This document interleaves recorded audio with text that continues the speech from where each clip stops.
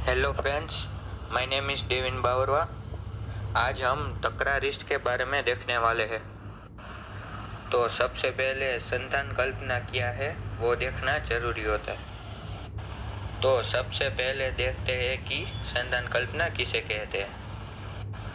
संतान कल्पना द्रवेषु चिरकालस्थं द्रव्यं यत्सन्धितं भवेत् आसवारिष्ट भेदैस्तु प्रोच्यते भेषजो चितम। यानी कि संतान is the process of fermentation where the द्रव द्रव्य, मधुर द्रव्य, प्रक्षेप द्रव्य एंड संतान द्रव्य are put together in an invert vessel and sealed for a specified time period to facilitate the process of fermentation. Process of fermentation यानी कि इसको हम गुजराती में आथवण आवવાની प्रक्रिया बोलते हैं। द्रव द्रव्य, मधुर द्रव्य, प्रक्षेप द्रव्य एंड संतान द्रव्य को मिक्स करके कोई पात्र में स्पेसिफाइड टाइम पीरियड के लिए उसको सील किया जाता है। Asava and arishta are the two major product of this process. यानी कि इस प्रोसेस के दो मेन प्रोडक्ट है, आसव एंड अरिस्ट। आगे देखते हैं, ये है तकरारिस्ट का श्लोक। यमान्या मलकम पथ्या मरीचम त्रिपलांसिकम लवणानि पलांसानि पंच चैकत्र चूर्णयेत् तक्र कसान सुतम जातम तक्रारिष्टम पिबेन नरः दीपनम सोथ गुलमार्स कृमि मेह दरापहम। इस श्लोक में उसके इंग्रेडिएंट्स, थेरापेटिक इंडिकेशन वो सब बताए गए हैं, वो हम आगे देखने वाले हैं। अब आता है उसके इंग्रेडिएंट्स। अजमोद, आमलकी, हरितकी, मरीचा, इन सभी ड्रग्स को 3 पल यानी कि 144 ग्राम्स लेना है। सैंधव लवण, सौवर्चल लवण, भिद लवण, समुद्र लवण एंड औद्भिद लवण, इन सभी को 1 पल यानी कि 48 ग्राम्स लेना है। और तक्र यानी कि बटर मिल्क वो लेना है। और अदरक वो 3.7 लीटर लेना है। तो ये थे तकरारिस्ट के इंग्रेडिएंट्स। अब आता है method of preparation. The fine powders of the drugs from 1 to 9 are added to the buttermilk taken in an appropriate vessels of fermentation। यानी कि एक पात्र में बटर मिल्क के साथ 1 से 9 फाइन पाउडर्स को मिलाया जाता है।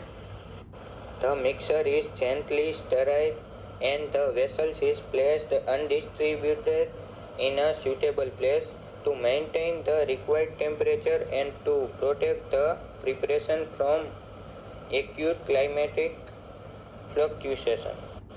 मिक्सर यानी कि उसको मिक्स किया जाता है और रिक्वायर्ड टेम्परेचर मेंटेन करने के लिए पात्र को सुटेबल प्लेस पर रखा जाता है। It is close temporarily with a cloth and lead, यानी कि उस पात्र को कपड़े या ढक्कन से बंद किया जाता है। Meanwhile onset of fermentation is observe daily for 2 to 3 days। यानी कि इस प्रोसेस को 2 से 3 डेज तक डेली ऑब्जर्व किया जाता है। Soon after fermentation onset the संधि बंधन of the vessel in done. यानी कि फर्मेंटेशन स्टार्ट होने के बाद वेसल के मुंह को सील किया जाता है। According to the season the fermentation time period में चेंज। यानी कि सीजन के अनुसार फर्मेंटेशन का टाइम पीरियड बदल सकता है। दिस प्रिपरेशन में take 3 to 8 days for a completion of fermentation. यानी कि फर्मेंटेशन पूरा होने में 3 to 8 days लग सकते हैं। As per season it takes around 3 days in ग्रीष्म एंड शरद ऋतु, 4 days इन वर्षा ऋतु, 6 days इन वसंत ऋतु and 8 days in winter season.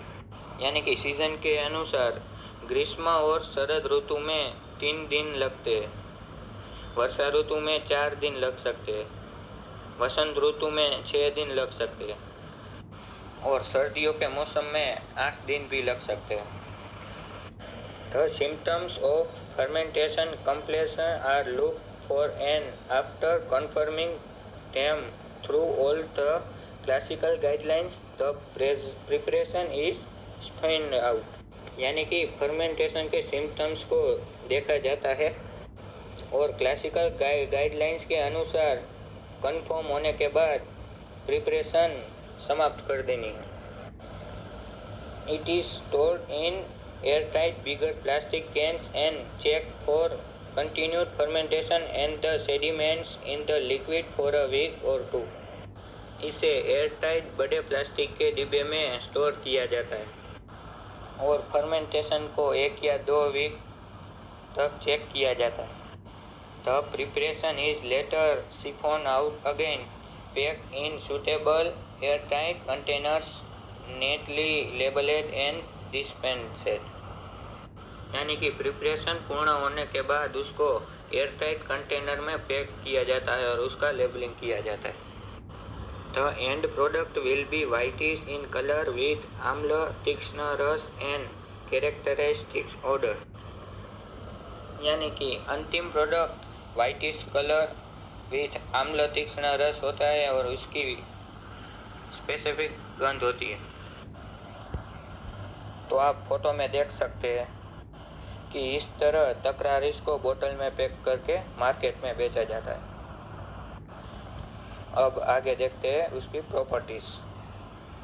रस कटु आम्ल, गुण रुक्ष विकासी एंड लघु, उसका वीर्य है उष्ण, विपाक मधुर।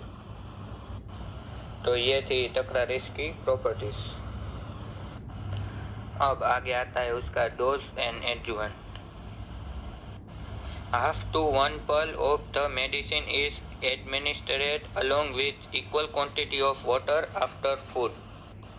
1/2 to 1 pearl यानी कि 24 to 48 मिली भोजन के साथ बराबर मात्रा में पानी के साथ लिया जाता है।